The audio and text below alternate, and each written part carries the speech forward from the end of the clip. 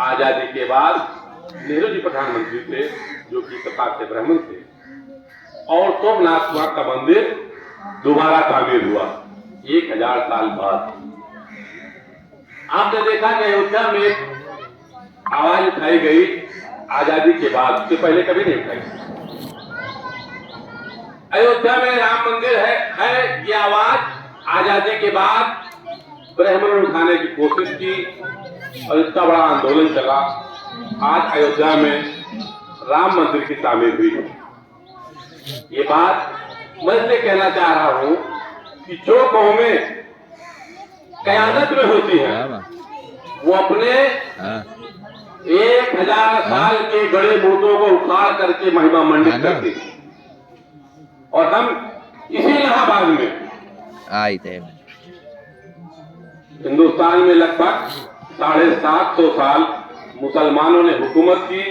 लगभग 350 साल तक इस मुल्क में कानून शरीयत नाफिज थी। बगदाद के खलीफा के मातहत सुल्तान हिंदुस्तान में हुकूमत किया करते थे।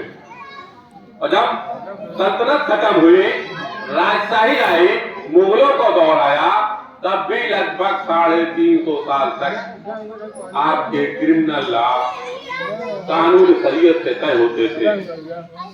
आप एक लड़ाई अंग्रेजों से हार गए। आपके आबाद एक लड़ाई अंग्रेजों से हार गए। इन कद्दूखोरों से आप कोई लड़ाई नहीं हारे थे जो आज सत्ता में और आपकी मिटाने की बात करें।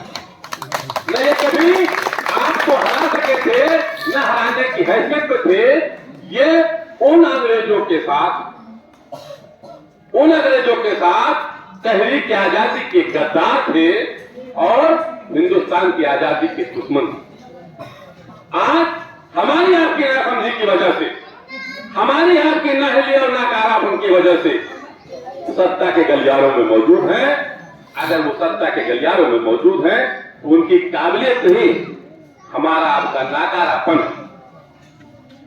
उत्तर प्रदेश में अंग्रेजों के दौर में इलाहाबाद को पूरे उत्तर प्रदेश का मर्कजियत का मतलब उसका राजधानी का दर्जा प्राप्त था।